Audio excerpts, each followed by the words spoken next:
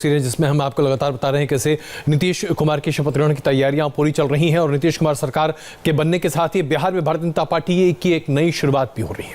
पहली बार ऐसा होगा कि नीतीश कुमार के साथ सुशील मोदी उप मुख्यमंत्री के तौर पर नजर नहीं आएंगे। हाँ, पहली बार तारकिशोर प्रसाद को डिप्टी सीएम बनाया जा रहा है। उनसे बात की हमारे संवाददाता नीतीश चंद्र ने। कटिहार से बीजेपी विधायक तारकिशोर प्रसाद डिप्टी सीएम बनने जा रहे हैं, हमारे साथ हैं। सर, बधाई हो आपको। कल करीब 2.5 घंटे तक आप मुख्यमंत्री आवास में थे, बीजेपी के तमाम बड़े नेताओं के साथ थे, क्या बातचीत हुई? देखिए, हमारा राष्ट्रीय नेतृत्व और प्रदेश नेतृत्व माननीय मुख्यमंत्री जी के साथ आगे मंत्रिमंडल का गठन और उसका विस्तार और कई ऐसे मुद्दे थे जो उनके स्तर से तय होना था, उस प्रक्रिया में वो लगे हुए थे।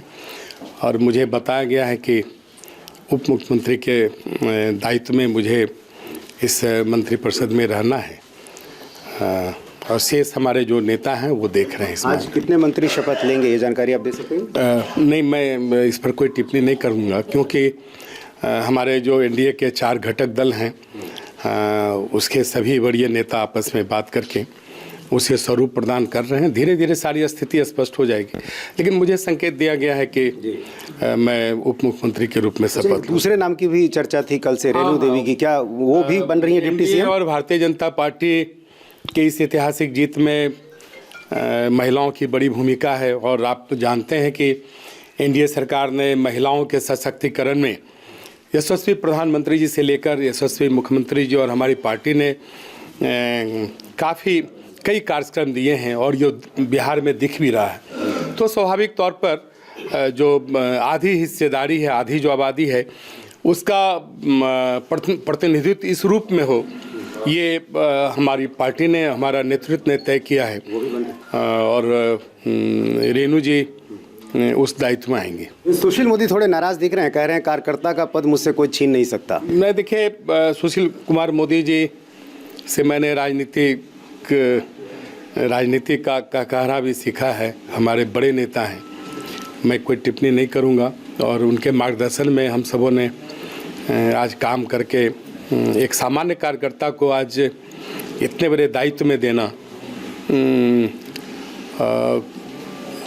आप समझ सकते हैं कि उनकी क्या भूमिका रही होगी।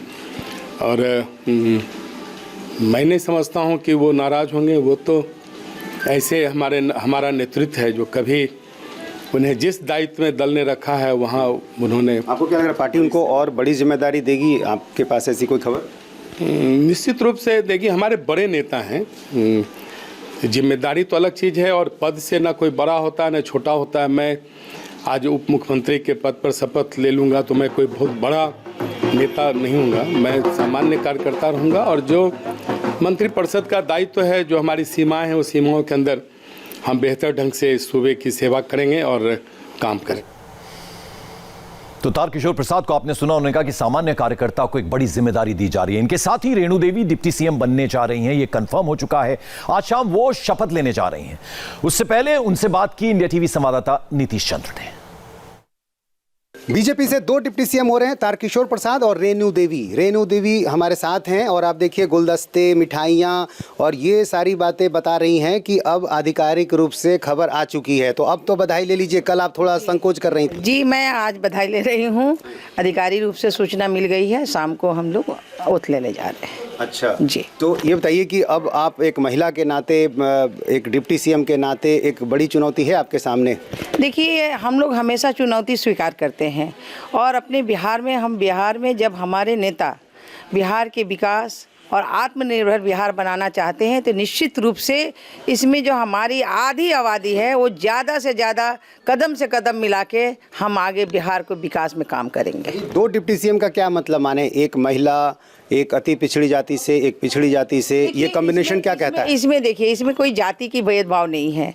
अगर कोई बनता है तो सबके लिए बनता है और उसे जाति से नहीं देखा जाए, सामाजिक समीकरण के लिहाज से हम इसे सामाजिक समीकरण से भी नहीं देखा जाए, इसे काम करने के मौका दिया जाए, क्योंकि काम करने का मौका जब मिलता है तो उसमें अनुभव भी होता है और विकास के जो सारे आयाम हैं उसके लिए भी करने की चिंता होती है।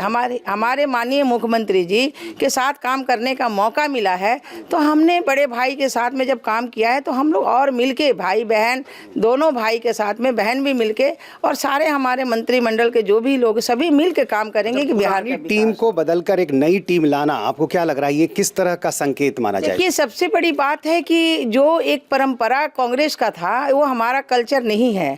हमारे यहाँ परिवारवाद नहीं है और परिवारवाद नहीं होने के कारण हमारा हमेशा हम चरई वेती करते हैं, तो हमारा विकास जो है वो हमारे कार्यकर्ताओं का है। हम सभी कार्यकर्ता हैं और इस रूप से चरई वेती में हम सभी कार्यकर्ता अपना काम करते जा रहे हैं। ये पद आता है जाता है, लेकिन काम सबसे बड़ी होती है और हमारी भाजपा जो है वो अभी विश्व की सबसे बड़ी पार्टी है, वो हमेशा जीवंत रहे, इसके लिए सुशील मोदी नाराज हैं, जो उन्होंने ट्वीट करके लिखा है उससे तो यही लग रहा है कि उनका पद छिन गया है। कह रहे हैं कार्यकर्ता का पद कम से कम कोई नहीं छीन सकता। ये हम नहीं कह सकते हैं कि मेरे बड़े भाई नाराज हैं, क्योंकि बड़े भाई हमेशा देखना चाहते हैं कि हमारे बाल बच्चा, हमारे भाई बहन आगे बढ़ें और उनका जो सम्मान है निश्चित रूप से उनका सम्मान होते रहेगा, होगा। और हमारे बड़े भाई तो हमको निर्देश करेंगे, उस अनुसार से हम लोग काम करेंगे।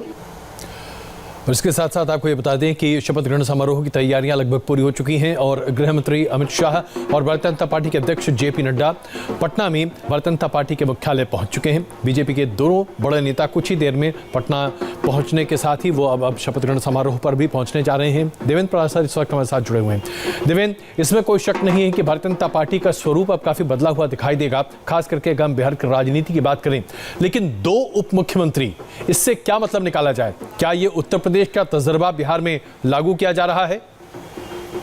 अजय जी, सबसे बड़ी बात यह है कि जो आगे स्वरूप देखा जाना है, ये जो चेंजेस किए गए हैं ये उसके लिए एक पूर्व पीठिका कह सकते हैं। असली चेंज कुछ और होना है बीजेपी की रणनीति के हिसाब से, और बीजेपी की पूरी रणनीति इस बात को लेकर है कि भविष्य की बीजेपी, बिहार बीजेपी जो हो वो यादव डोमिनेटेड हो, यादव फेस के साथ हो और अगले चुनाव में जाएँ तो उनके पास एक यादव का बड़ा फेस रहे, ताकि आरजेडी का जो एमवाई समीकरण है उससे ब्रेक किया जा सके। ऐसा बीजेपी मानती है, बीजेपी की रणनीति है।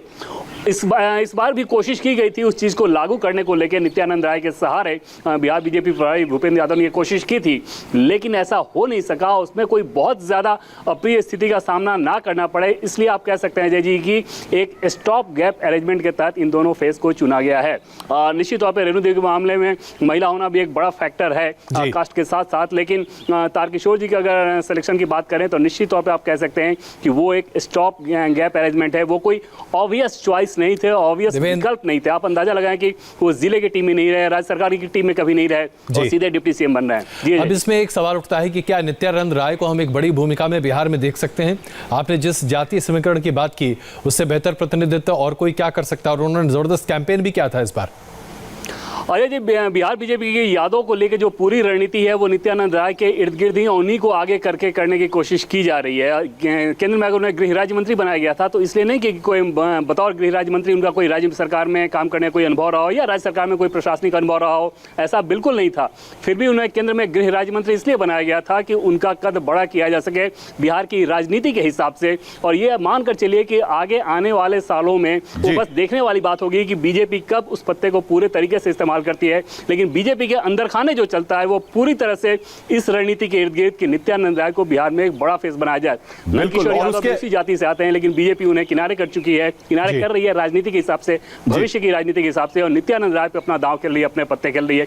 इस बार भी पूरी कोशिश की गई थी, लेकिन सुशील मोदी इस बात के लिए बिल्कुल तैयार नहीं थे और उसके चलते जो डिप्टी सीएम बनाए जा रहे हैं वो दोनों नाम सुशील मोदी ने ही सुझाए थे। जब एक बार तय हो गया कि सुशील मोदी नहीं होंगे डिप्टी सीएम, तो फिर पार्टी कम से कम इस बात का ध्यान रखी कि उनसे चॉइस लिया गया, और इसलिए किया गया कि बिहार बीजेपी के जो 74 विधायक जीत के आए हैं और उसमें से 3/4 विधायक, लगभग 54 ऐसे हैं जो सुशील मोदी कैंप के माने जाते हैं, और पार्टी किसी प्रकार की कोई अप्रिय स्थिति का सामना नहीं करना चाहती थी, इसलिए फिलहाल उस पत्ते को पीछे कर लिया गया है, लेकिन भविष्य में वो दिखेगा। बिल्कुल, चलिए अब कुछ ही देर का वक्त बाकी है जब शपथ ग्रहण समारोह होगा। सीधी तस्वीर हम आपको दिखाएंगे शपथ ग्रहण समारोह समारोह की। एक छोटे से ब्रेक का वक्त है। नीतीश सरकार के शपथ ग्रहण समारोह से जुड़े पल पल की अपडेट हम आपको लगातार देते रहेंगे। फौरन हाजिर होंगे।